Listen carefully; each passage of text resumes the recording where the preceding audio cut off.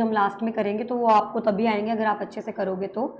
All right guys, so we are going to discuss today hydrated form mole. Okay, हमारा जो आज का topic है वो hydrated form mole है। So start करते हैं। जैसे मैंने आपको बता रखा है ऑलरेडी कि ब्लीडिंग इन अर्ली प्रेगनेंसी के अंदर आपके पास 4 डिसऑर्डर्स आते हैं, और ये जो डिसऑर्डर्स हैं बेसिकली आपका implanted bleed, ectopic pregnancy, miscarriage और मोलर प्रेगनेंसी। आज हम लोग डिस्कस करने वाले मोलर, बिकॉज ये हम ऑलरेडी कर चुके हैं। सो मोलर की टर्न है आज। ओके फाइन गाइस, मैं आपको एक थोड़ी सी पैथोलॉजी बता देती हूँ इसके बारे में, बिकॉज बहुत ज़्यादा टाइम हम लोग इनको पढ़ते ही नहीं है। आई एम डैम श्योर आप लोगों ने इस डिसऑर्डर को इस तरीके से नहीं पढ़ा होगा। I am damn sure. So now let's see. So basically hydatidiform mole जो आपका जो डिसऑर्डर है, ये एक टाइप का जीटीडी है। ओके, गैस्टेशनल ट्रोफोब्लास्टिक डिसीज है। बोलने का मतलब है कि फर्टिलाइजेशन हो चुकी है, लेकिन फर्टिलाइजेशन होने के बाद जो प्लेसेंटा है उसमें कुछ प्रॉब्लम है। ओके, अब फर्टिलाइजेशन में ही अगर एबनॉर्मेलिटी हुई थी, उसी वक्त आपका थोड़े टाइम के बाद प्लेसेंटा बनता है, और प्लेसेंटा जो है आपका रॉन्ग फॉर्मुलेट हुआ। गाइस मैं दोबारा से बता रही हूं, आपका ओवम एंड स्पर्म्स आपस में फ्यूज करते हैं। फ्यूज होने के बाद वो फर्टिलाइजेशन कहलाया जाता है, एंड देन आफ्टर फर्टिलाइजेशन के बाद वो अपने आप को zygote, 2 cell stage, 4 cell stage, 8 cell stage, 16 cell stage, blastomere जिसको हम बोल देते हैं morula, and then after blastocyst, और क्या होती है इम्प्लांटेशन। इम्प्लांटेशन के बाद अर्चना क्या बनता है, ट्रोफोब्लास्ट यानी कि प्लेसेंटा। तो गाइज यहां पर इस डिसऑर्डर का नाम क्या है, गेस्टेशनल ट्रोफोब्लास्टिक डिसऑर्डर और डिसीज। इसका मतलब है कि आपका जो ट्रोफोब्लास्ट है, गेस्टेशन पीरियड के दौरान जो ट्रोफोब्लास्ट बना है उसका कुछ प्रॉब्लम है। इसी प्रॉब्लम को क्या बोल दिया जाता है, मोलर प्रेगनेंसी, या आप बोल सकते हो hydatidiform mole. Okay, I hope आपको डेफिनेशन थोड़ा सा क्लियर हो गया होगा। Okay, now let's C.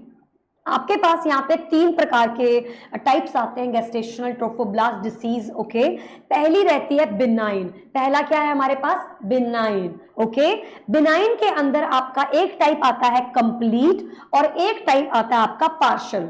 Okay, so 2 types होते हैं बिनाइन के, complete and partial, and guys हम इन्हीं को ही डिस्कस करने वाले हैं। सेकंड जो टाइप होती है वो होती है परसिस्टेंट। ओके, परसिस्टेंट जीटीडी, और इसके अंदर आपका इन्वेसिवली कुछ प्रॉब्लम आ रहा है या फिर प्लेसेंटल कुछ प्रॉब्लम आ रहा है। इसे हम डिस्कस नहीं करते हैं ज्यादा, बिकॉज ये बहुत ही ज्यादा रेयर हो रहते हैं। थर्ड हमारे पास टाइप आती है कोरियोकैंसनोमा यानी कि कैंसर। ओके अर्चना, सो ये कौन सा टाइप होता है हमारे पास जिसमें कैंसर के इश्यूज क्रिएट हो सकते हैं बिकॉज ऑफ जीटीडी। इसमें आपका या तो मेटास्टेसिस हो गया या तो फिर नॉन मेटास्टेसिस। ओके, तो इसे भी हम डिस्कस नहीं करते हैं। जो सबसे ज्यादा परसेंटेज है that is your benign, either complete और पार्शियल। तो स्टार्ट करते हैं। तो यहां पर मैंने एक चीज तो बहुत ही क्लियर कर दी है कि ये प्रॉब्लम किसका है, ट्रोफोब्लास्ट का प्रॉब्लम है। Okay, so your GTD is basically trophoblast disorder. Then after, और अब जिसको मालूम नहीं है ट्रोफोब्लास्ट क्या चीज है, जिनका आज फर्स्ट क्लास है या सेकंड थर्ड क्लास है, प्लीज गाइस मेक श्योर आप प्लीज हमसे लिंक ले लेना जिसके अंदर प्लेसेंटा को हमने एक्सप्लेन किया था, प्लेसेंटा क्या है, कैसे बनता है, तभी आपको थोड़ा सा आइडिया लगेगा कि व्हाट इज ट्रोफोब्लास्ट। बट फिर भी मैं बता देती हूँ, हमारे पास जो एम्ब्रियो होता है फर्टिलाइजेशन के बाद जो प्रोडक्ट निकल कर आता है, बीच में एक डिस्क होती है जिसे हम बायलैमिनर डिस्क बोलते हैं, और उसके बाहर जो है वो ट्रोफोब्लास्ट होता है, और वो बाहर वाला ही स्ट्रक्चर है जो आपको क्या बनाता है, प्लेसेंटा बनाता है, और ये प्लेसेंटा का इशू है। Now yes, okay let me add,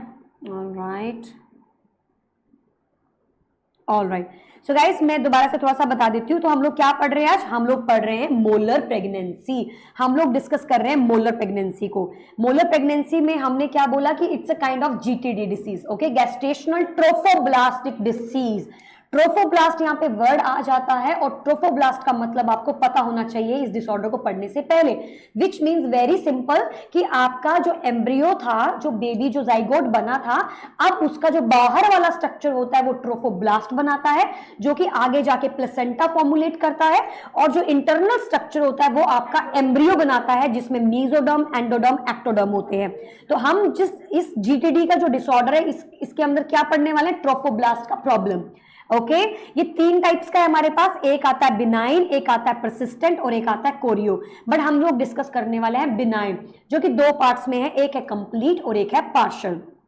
so guys यहां पे हमारा ये रहा ट्रोफोब्लास्ट, ये जो बाहर की जो लेयर आप देख पा रहे हो, और आप लोगों को शायद पता होगा ट्रोफोब्लास्ट को भी हम 2 पार्ट्स में डिवाइड करते हैं, सिंशियोट्रोफोब्लास्ट एंड साइटोट्रोफोब्लास्ट। साइटोट्रोफोब्लास्ट आपका इंटरनल स्ट्रक्चर होता है जो कि सेकेंडरी विलाई बनाता है, और जो सिंशियोट्रोफोब्लास्ट होता है वो आपका बिल्कुल बाहर का स्ट्रक्चर होता है जो कि मदर की तरफ कनेक्ट किया गया होता है, डेसिडुआ फंक्शनैलिस की तरफ होता है वो, और उसे बोला जाता है सिंशियोट्रोफोब्लास्ट। ओके दिस फैक्टर्स क्या है, प्रॉब्लम किन लोगों में ज्यादा देखने को मिलेगी? सो गाइस आपको ये प्रॉब्लम सबसे ज्यादा एक्सट्रीम एजेस में अंदर देखने को मिलेगी, या तो वो बहुत ही ज्यादा यंग है, या तो वो बहुत ओल्ड है, या तो 40 इयर्स के बाद प्रेगनेंसी कंसीव हुई है, या फिर काफी ज्यादा जल्दी 20 बोल सकते हो आप, या लेस देन 20 इयर्स से कम जो है वो कंसीव हुई है।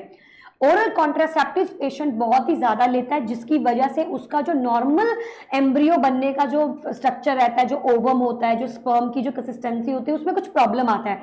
बिकॉज हमने अभी भी स्टार्टिंग में बोला था कि फर्टिलाइजेशन का कुछ इश्यू चल रहा है। ओके फर्टिलाइजेशन के दौरान कुछ दिक्कत हुई है, जिसकी वजह से बाद में जो प्लेसेंटा बनता है वो खराब बनता है। ऑलराइट नेक्स्ट जियोग्राफिकल या फिर इन्वायरमेंटल इन्फ्लुएंसेस, या तो कोई जियोग्राफिकली कुछ इशू हो सकता है, इन्वायरमेंटल इन्फ्लुएंशियल फैक्टर्स भी होते हैं, फॉर एग्जांपल स्मोकिंग, अल्कोहल, इस प्रकार का कुछ अलग अलग टाइप का कोई इंसान कंज्यूम करता है तो वो भी प्रॉब्लम देखने को मिल सकती है। इसके अलावा विटामिन ए, हम सबको मालूम है आपके vitamin, minerals, folic acid, iron, ये सारे के सारे बेबी के ग्रोथ के लिए बहुत ही ज्यादा इंपॉर्टेंट थे।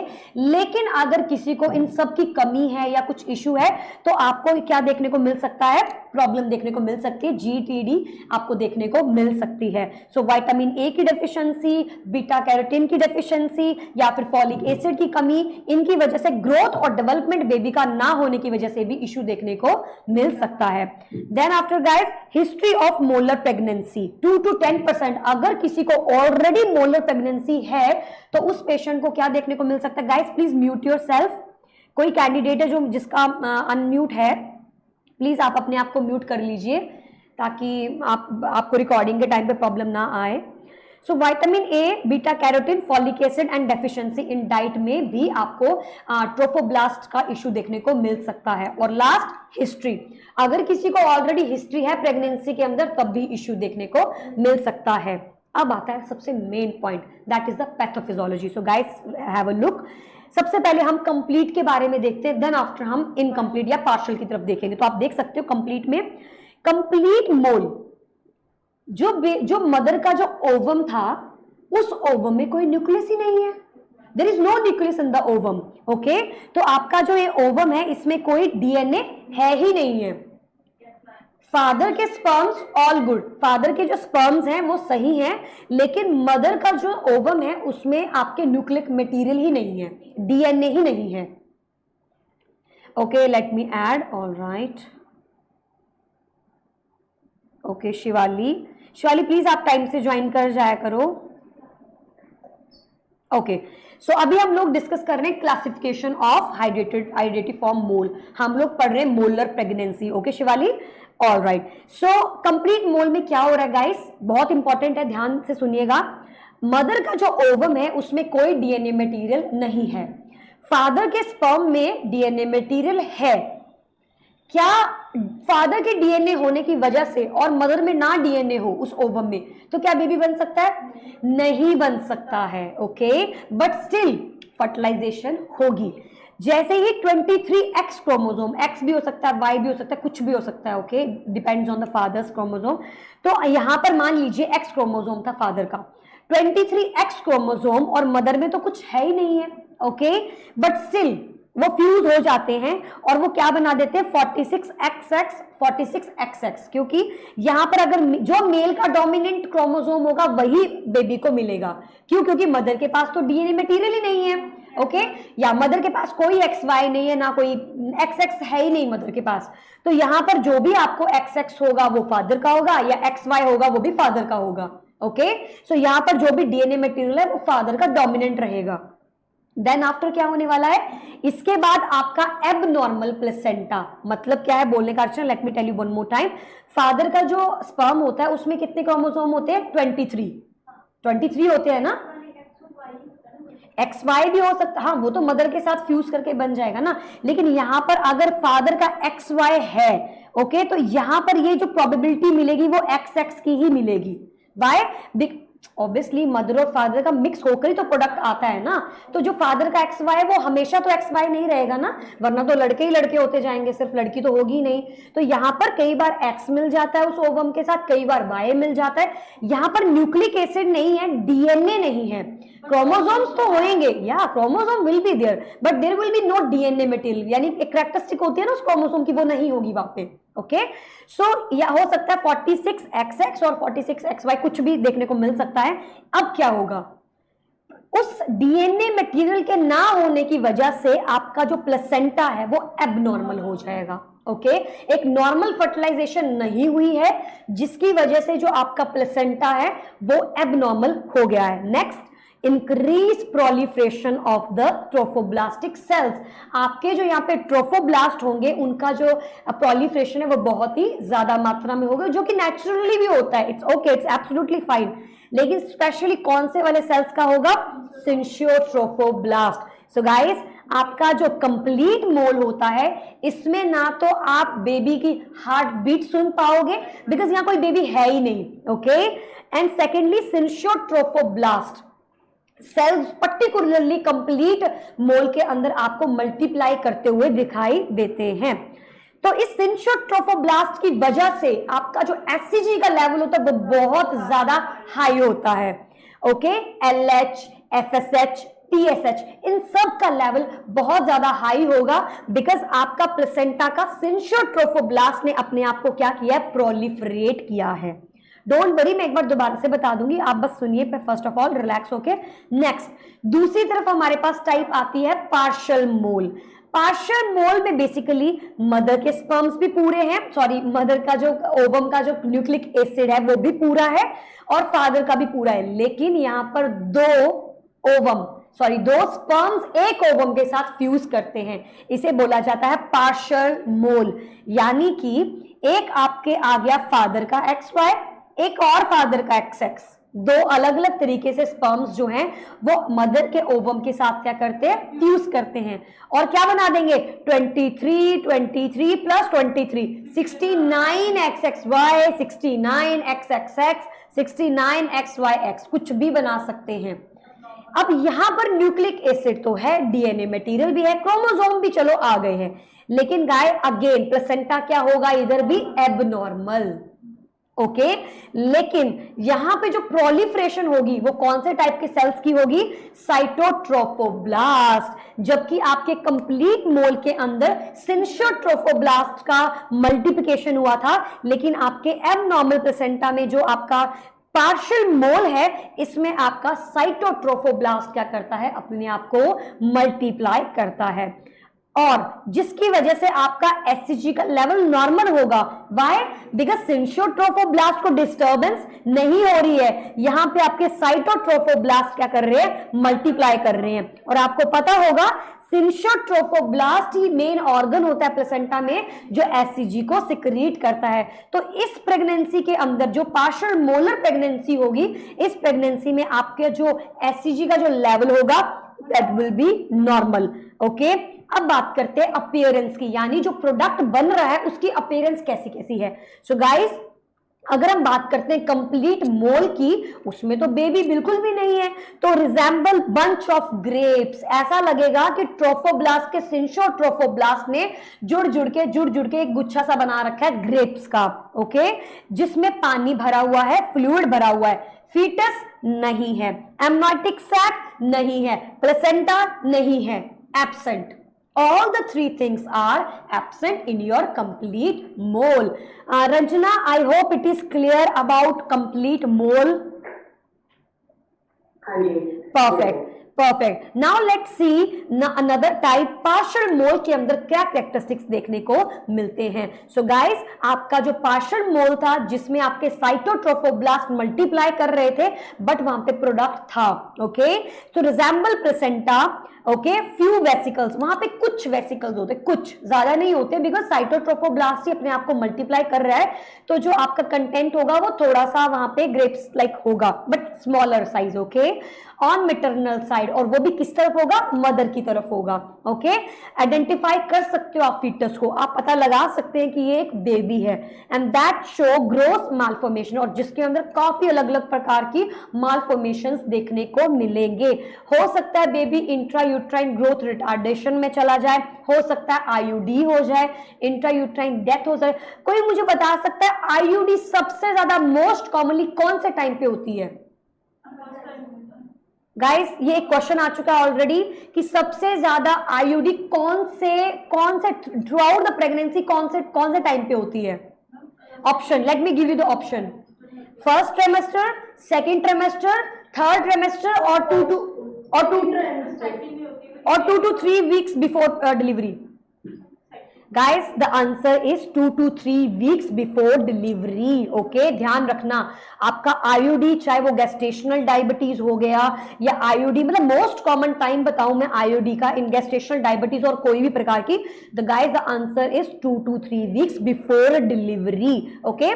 डिलीवरी से कुछ टाइम पहले ही आपका जो है वो इंट्रायूट्राइन डेथ हो जाता है बेबी का, बिकॉज कोशिश रहती है कि वो सर्वाइव करे, लेकिन डिलीवरी के दौरान जब बॉडी प्रिपेयर करती है बॉडी बेबी की डिलीवरी के लिए, उस टाइम पे बेबी का डेथ हो जाता है 2 to 3 weeks before pregnancy. I will show you the question, मेरे पास क्वेश्चन भी है ये, ओके।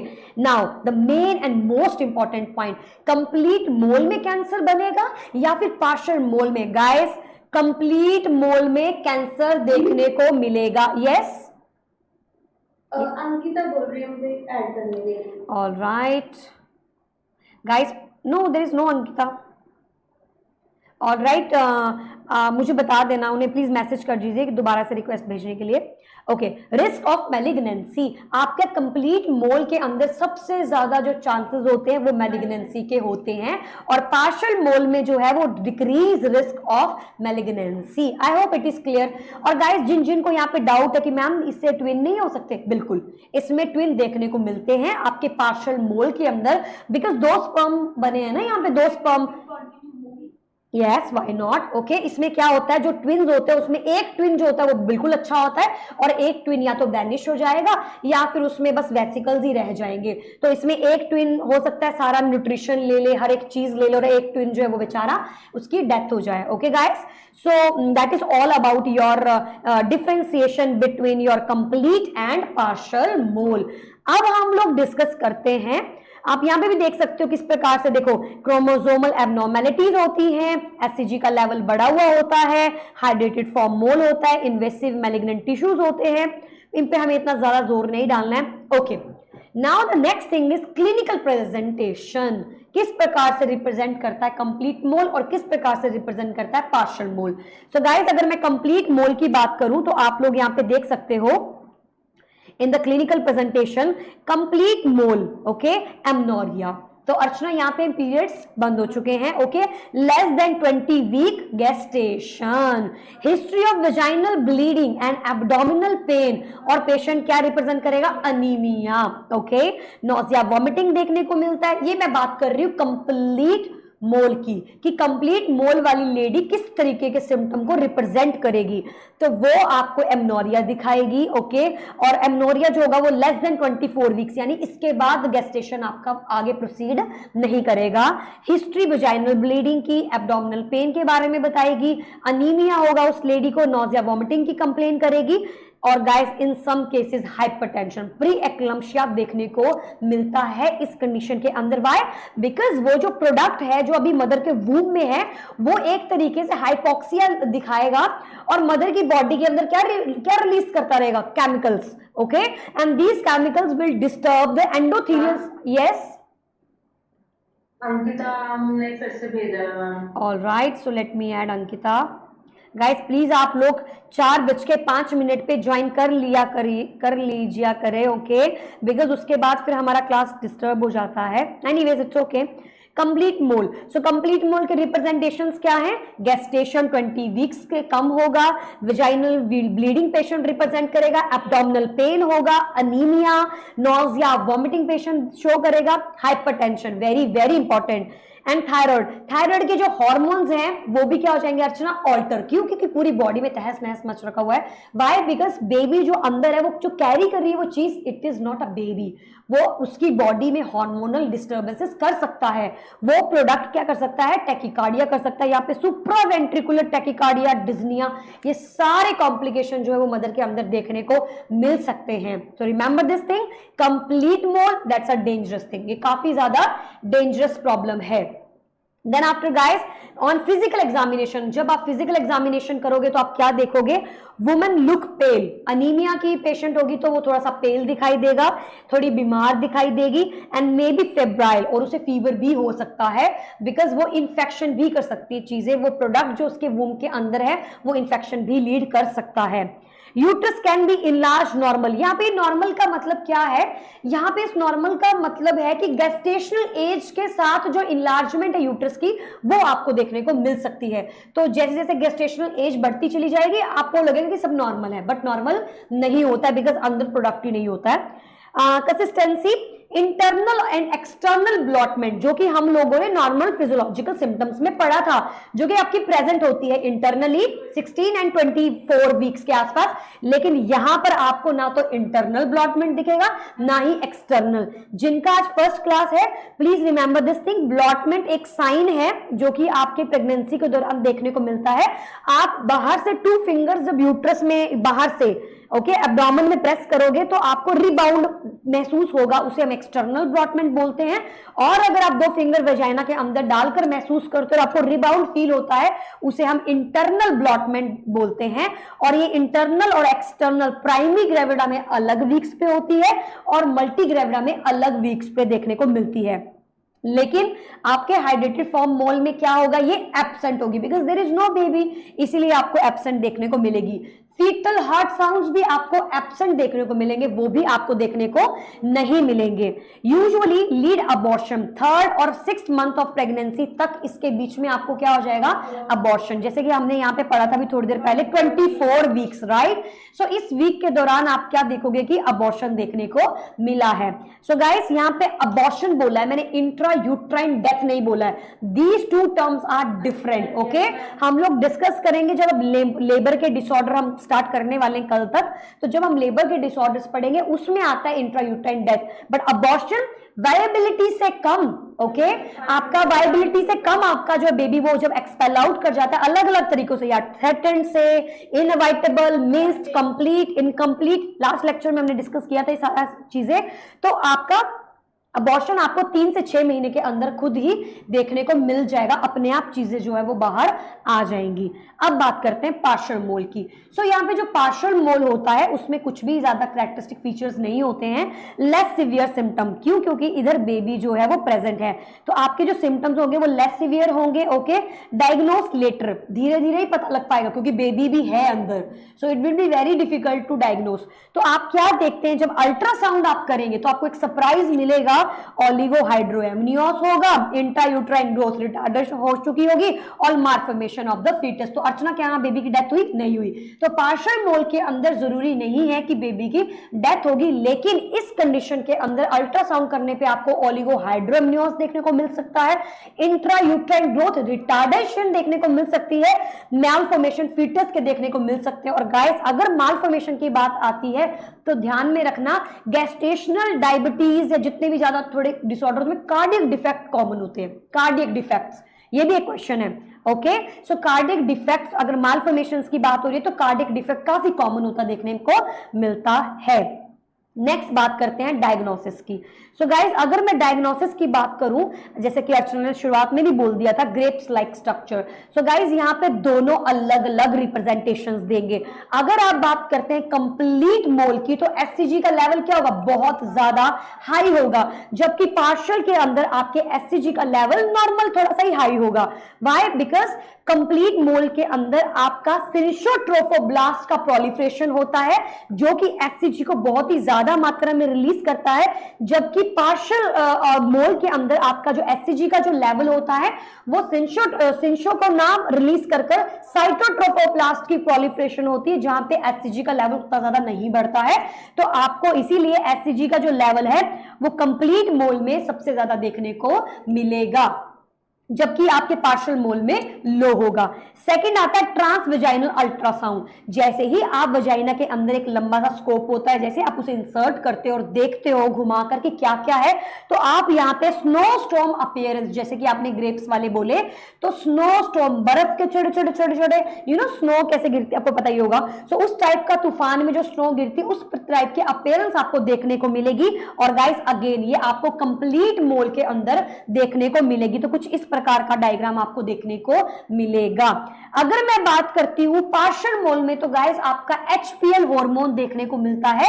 आपको बस ध्यान में रखना कि एफसीजी मिला था आपका कंप्लीट में, एचपीएल आपको मिलता है आपके पार्शियल मोल के अंदर। ओके, सेकेंड इंपॉर्टेंट थिंग क्या है कि पार्शियल के अंदर जो ग्रेप्स लाइक स्ट्रक्चर थोड़ा सा हमने पढ़ा था कि कुछ वेसिकल्स फ्लूइड फिल्ड होते हैं, उन्हें बोला जाता है Swiss cheese appearance. Swiss cheese appearance इन्हें बोला जाता है स्विस चीज अपीयरेंस, जो कि इंट्रायूट्राइन टिश्यू इन अल्ट्रासाउंड के द्वारा देखने को मिलते हैं। ओके, और डॉपलर में आप चेक करोगे तो आपको कुछ भी नहीं देखने को मिलेगा, बिकॉज वो उतना ज्यादा ढंग से नहीं रिप्रेजेंट करता है, क्योंकि काफी लो मात्रा में रहता है। इसीलिए आपको जो इसको अल्ट्रासाउंड करना पड़ता है, और अल्ट्रासाउंड के दौरान आप इसे देखोगे तो आपको स्विस चीज टाइप का जो है स्ट्रक्चर देखने को मिलेगा। स्विस चीज मालूम है ना, टॉम एंड जेरी में की एक जो सीरियल जैसा रहता है उसमें एक छोटा सा टुकड़ा होता है ना चीज का, बस वैसा ही देखने को मिलता है। ओके गाइस, अब बात करते हैं ट्रीटमेंट की। लेकिन ट्रीटमेंट से रिलेटेड क्वेश्चन बिल्कुल भी नहीं आता है, इसके साइन एंड सिम्टम से रिलेटेड ही क्वेश्चन आता है। ओके, सो ट्रीटमेंट फिर भी हम लोग देख लेते हैं। Suction evacuation, very simple, dilatation and curettage, oxytocin, methotrexate, जितनी भी ड्रग्स हमने अभी तक पढ़े हुए कुछ कुछ वो सब आपको देने, क्योंकि उन सब का काम क्या है, ब्लड सर्कुलेशन को रोकना, वहां पे सेल डिवीजन को रोकना, सेल को मल्टीप्लाई नहीं होने देना है।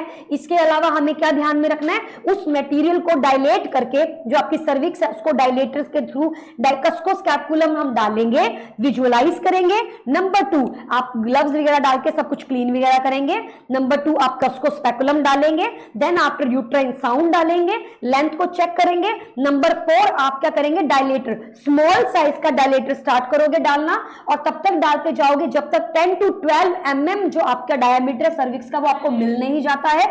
एंड देन आफ्टर आप लास्ट में क्या करोगे, क्यूरेटेज रिंग डालोगे और जो प्रोडक्ट है उस सबको बाहर निकाल लोगे। सो गाइज यहाँ पे क्यूरेटेज पे हमें क्वेश्चन आता है कि कैसे सेंसेशन होती है, काफी हाई सेंसेशन होती है जब भी आप क्यूरेटेज से उसको खुरेदते हैं, तो असर काफी ज्यादा हाई सेंसेशन पेशेंट को रहता है। ब्लड ट्रांसफ्यूजन, क्यों, क्योंकि पेशेंट का ब्लड लॉस हो सकता है, तो इस दौरान आपको ब्लीडिंग के चांसेस भी होते हैं, तो आपको ब्लड ट्रांसफ्यूजन पेशेंट को रेडी रखना है।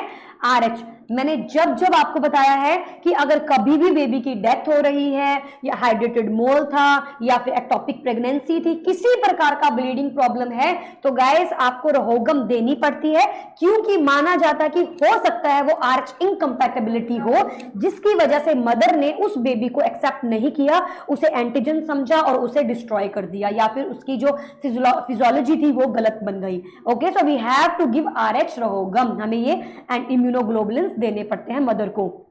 हिस्टेक्टमी, निकाल दीजिए यूट्रस को, क्योंकि 40 साल के बाद तो प्रेगनेंसी कोई लॉजिक भी नहीं होता है, इसीलिए आप हिस्टेक्टमी भी कर सकते हैं, ताकि ये जो प्रॉब्लम है मदर कॉम्प्लिकेट ना हो, इसे आप आउट कर दीजिए। Okay guys, so next thing आती है फॉलो अप। अब फॉलो अप करने को कब बोलना है, I still remember the question पूछा जाता है कि हाइड्रेटेड मोल वाली प्रेग्नेंट लेडी को स्पेशली बोला जाता है आपको अब कंसीव कुछ टाइम के लिए नहीं करना है।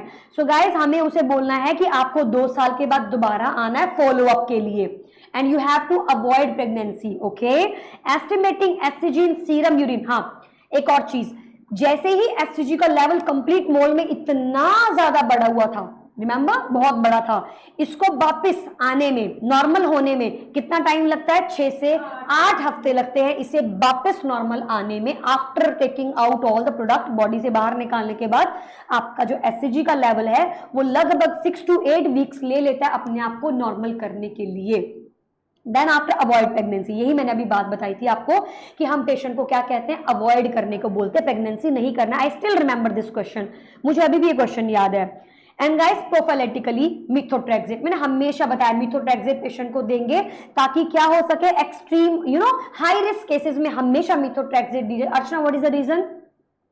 सेल डिवीजन नहीं होता है। मैंने कल भी बताया था मिथोट्रेक्सेट रूमेटॉइड आर्थराइटिस में भी दिया जाता है, कैंसर वाले पेशेंट्स को भी दिया जाता है, और आपको ये मिथोट्रेक्सेट जो है वो पेशेंट को देना है ताकि आप प्रोफाइलेटिकली मेंटेन कर सको कि कोई वहां कोई जो है वो डेवलप ना हो, अब दोबारा से सेल डिवीजन ना हो, वहां पे ग्रेप्स ना बने, वहां पे सिंशोट्रोफोब्लास्ट अपने आप को दोबारा प्रोलिफरेट ना करे, या साइटोट्रोफोब्लास्ट अपने आप को प्रोलिफरेट ना करे। Guys is it clear? All right, now let's do some MCQs. आपके सामने क्वेश्चन है तो प्लीज इसका मुझे आंसर जल्दी से दे दीजिए। Question number 79, let me read the question for you. A client at, just give me a second please, a client at 15-week gestation is admitted with dark brown vaginal bleeding and continuous nausea vomiting. तो ये तो भाई साफ साफ हो रहा है ये ब्लीडिंग का डिसऑर्डर है। गाइस इसको करने का सबसे पहला तरीका ब्लीडिंग डिसऑर्डर। इनमें से आंसर क्या क्या हो सकता है? Ectopic pregnancy, abortions, molar pregnancy and implantation bleeding. चार में से ही कोई एक आंसर होगा अगर पर्टिकुलर डिसऑर्डर आ जाए तो 15 वीक की गेस्टेशन है, डार्क ब्राउन ब्लीडिंग है, कॉन्टिन्यूस नोजिया वॉमिटिंग पेशेंट को हो रहा है, her blood pressure is little bit high 142/98 and the fundal height is 19 centimetre, यानी कि 15 वीक गेस्टेशन पे लगभग कितनी है? 19। The nurse should prepare to do which of the following. इस क्राइटेरिया को देखकर आप क्या करोगे? Transfer the client to the antenatal unit, keep the client NPO for 24 hours, administer magnesium sulfate or obtain a ultrasound. Yes guys, can you please give me the rationale?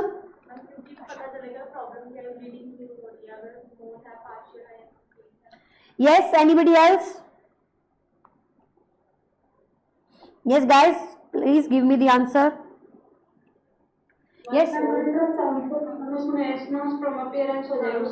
very good, ठीक है, perfect. Yes, the answer will be obtain an ultrasound. Let me give you the rationale. The nurse should prepare the client for ultrasound to determine the cause of symptoms. और pregnancy के अंदर भाई साफ साफ क्या किया जाता है? अल्ट्रासाउंड। कुछ भी पता लगाना है इमरजेंसी में अगर आप जाते हैं तो आपका सबसे पहले अल्ट्रासाउंड किया जाता है। This is very common answer. जिनको नहीं मालूम है ध्यान रखिएगा, कुछ भी इमरजेंसी सिचुएशन लग रही है और अल्ट्रासाउंड ऑप्शन लिख रखा है तो आपको अल्ट्रासाउंड करना है। Next, question number 80.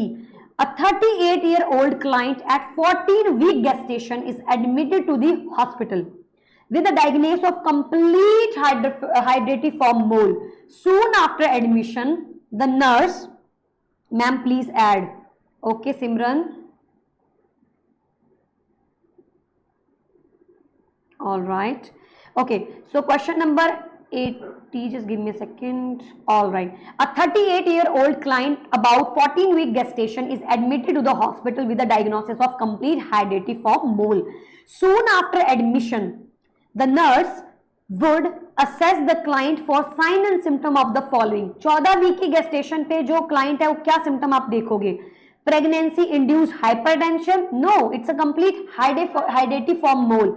Gestational diabetes, hypothyroidism या पॉलीसाइथीमिया। बेसिकली गाइस आपको यहाँ पर आंसर जो देना है वो आपको बेसिकली सिम्टम बताना है, कुछ भी हो सकता है इसका आंसर क्योंकि सारे कारण हैं। ओके गाइस, प्लीज मेक 4, 1, 2, बहुत लोगों के आंसर 3 और 4 में आ रहे हैं। एक 38-year-old है, काफी उम्र क्या इसकी ज्यादा है। ओके, 14 वीक गेस्टेशन, सारे आंसर दे दिए अर्चना आपने। 14 week gestation is admitted to the hospital with diagnosis of complete hydatiform mole. Soon after admission, the nurse would assess the client sign and symptom of which of the following. Okay, ऊपर देखते हैं एक बार। So complete mole, वो हाँ हमने सब पढ़े थे। We have discussed each and everything, but मैं आपको यहाँ बताना चाहती हूँ कुछ इंपॉर्टेंट पॉइंट जो शायद आपके माइंड से स्किप हो गया है। यहाँ पर मैंने बताया था कंप्लीट मोल, ओके, और कंप्लीट मोल में मैंने कहा था कि पेशेंट जो है वो हाई रिस्क ऑफ मैलिग्नेंसी है। चलो वो तो ऑप्शन है नहीं यहाँ पे। इसके बाद में हमने यहाँ डिस्कस किया था कि पेशेंट को नोजिया वॉमिटिंग, अनीमिया ले लो, nausea vomiting, hypertension, heart issues, arrhythmias, तो गाइज यहाँ पे ऑप्शन में क्या क्या है हमारे पास, यहां पे है हमारे पास हाइपो नहीं हो सकता, hyperthyroidism, okay, and polycythaemia, anaemia है यहाँ पे, पॉलीसाइथीमिया कैसे होगा, प्रेगनेंसी इंड्यूस्ड हाइपरटेंशन। सी आपको बस डिसऑर्डर्स को थोड़ा सा सुपरवाइज ढंग से दिमाग में डालना है अर्चना, ताकि आंसर गलत ना जाए। जिसने पॉलीसाइथीमिया बोला मैंने साफ साफ अनीमिया बोला, जिसने हाइपोथायराइडिज्म बोला मैंने T3 T4 बढ़ जाता है। गैस्ट्रेशनल डायबिटीज यहाँ पे नहीं, वो अलग डिसऑर्डर है, वो इसके साथ कोई लेना देना नहीं है। Pregnancy induced hypertension, late me give you the rationals. Hydatiform mole is suspected when the following are present: pregnancy induced hypertension before the 24th week of gestation, brownish and pure color vaginal bleeding, anemia, absence of fetal heart tone, passage of hydrophic vessels, uterine enlargement greater than gestational age, increase human chorionic gonadotropin levels।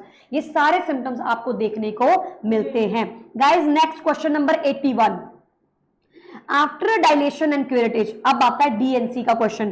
So after dilatation and curettage to evacuate a molar pregnancy, ठीक है, assessing the client for sign and symptom of which of the following the most important।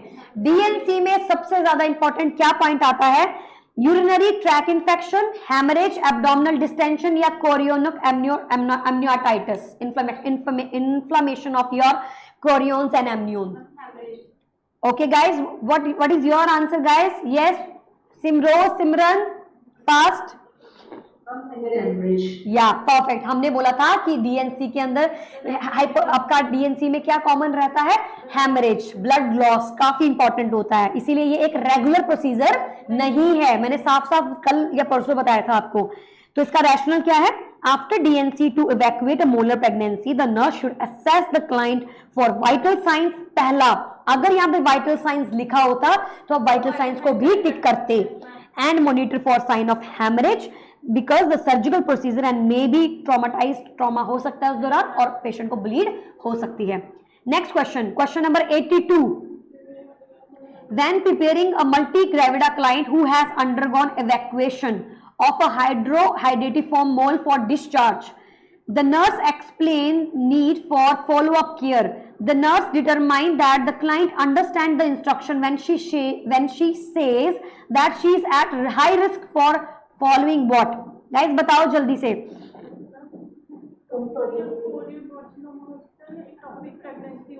Very good very good, ठीक है, आपने at least दो option तो आपके mind में आ ही रहे हैं। तो गाइज यहाँ पे क्या टाइप है, आंसर क्या हो सकता है, यहाँ पे बोल रही कि वो प्रेग्नेंट है, सॉरी मल्टी ग्रेविडा क्लाइंट है, अंडरगॉन इवैक्यूएशन, वो भी किसका, हाइड्रोफेटेड मोल, और नर्स ने एक्सप्लेन किया कि भाई आपको फॉलोअप की बड़ी जरूरत है। क्यों, the nurse determine that the client ने ना बहुत अच्छे से इंस्ट्रक्शन, क्योंकि इससे क्या हो सकता है, कैंसर, ओके, कोरियोकार्सिनोमा हो सकता है, इसीलिए इवैक्यूएशन में अगर कोई गया है तो उसको ध्यान रखना है कि वो पेशेंट जो है वो कोरियोकार्सिनोमा के बारे में उसे पता हो। Okay guys, all right, last question, question number 83, yes. Ma'am 82 में इनफर्टिलिटी मतलब हमने पढ़ा था कि काफी पे निकल सकते हैं सेल जो है यूट्रस में से। ओके, तो मैं आपको यहाँ पे, हाँ आप सही बोल रहे हो, हमने ये ऑप्शन भी लिया था, बट जब यहाँ पे बात आ जाती है कुछ इंपॉर्टेंट, यानी बहुत सारे ऑप्शन में से कुछ पर्टिकुलर आपको देना पड़ता है आंसर, तो let me give you the explanation. After D and C, okay, after dilatation and curettage और to evacuate a molar pregnancy, the nurse should assess the client vital, a client who has had a hydatiform mole, okay, removed, should have regular checkups to rule out the presence of choriocarcinoma, which may complicate the client clinical picture. The client's human HCG level are monitored, okay, for 1 year. During this time, she should be advised not to become pregnant because this associated with hydatiform mole. Women who have molar pregnancies have fertility rate similar to the general population. तो यहाँ पर जो आपका जो molar वाला pregnancy है, उस अगर आपने इवैक्यूएशन करा उस मोलर वाली लेडी के अंदर, तो उसका जो प्रेगनेंसी वाला जो रेट रहेगा वो सेम रहेगा, लेकिन आपका जो कैंसर का जो चांसेस है वो बढ़ जाते हैं। मैं यहाँ पे आपको दोबारा से बता देती हूँ, मैंने यहाँ पे भी शायद बताया था आपको ये भी चीज। Alright, just give me a second, या सी मैलिग्नेंसी। यहां पर जो आपके कैंसर के जो चांसेस हैं, ओके तो यहां पे मैं आपको एक चीज और क्लियर कर दूं, शायद आपके माइंड में कंफ्यूजन डीएनसी को लेकर हो रहा होगा। गाइस यहां पे सिनेरियो आपका मोलर के साथ एसोसिएटेड था, you have to associate the thing, okay. आप यहां पे डायरेक्ट डीएनसी पे नहीं जा सकते हो। डीएनसी किस डिसऑर्डर में कर रहे हो, या मोलर के अंदर कर रहे हो या अबॉर्शन में कर रहे हो। अबॉर्शन के केस में डीएनसी करने पे अलग कॉन्सिक्वेंस निकल कर आएंगे, एक मोलर प्रेगनेंसी वाली लेडी में डीएनसी करा जाएगा तो अलग कॉन्सिक्वेंस निकल के आएंगे। यस लेकिन हाँ लॉन्ग टर्म में इनफर्टिलिटी भी आता है, she is somewhere right. But यहाँ पे डियर आपको क्या ध्यान में रखना है, मोलर प्रेगनेंसी में अगर आपका ये इवैक्यूएशन किया जा रहा है तो सबसे पहला जो चांस है वो कार्सिनोमा का है, ओके। और इतना जल्दी इनफर्टिलिटी नहीं आएगी। Is it clear dear, is it clear, perfect. Alright guys अब हम लोग नेक्स्ट टॉपिक करने वाले हैं। No no no all done. Oh, sorry, किसी ने क्वेश्चन पूछ लिया था। Okay, let's do the last question. After suction and evacuation of complete hydrated form mole, okay, complete evacuation and suction हो चुका है। 20-year-old multigravida client asked the nurse, 28-year-old की multigravida ने क्या पूछा है नर्स से, when she can become pregnant again. The nurse would advise the client not to become pregnant again at least which of the following span guys? Very good. The answer will be 24 months. किसी को कोई doubt है? Yeah, perfect. So can you please stop it? Alright guys, अब हम लोग next topic जो अब अपना डिस्कस करने वाले हैं. Okay. So you can take a 1 minute break.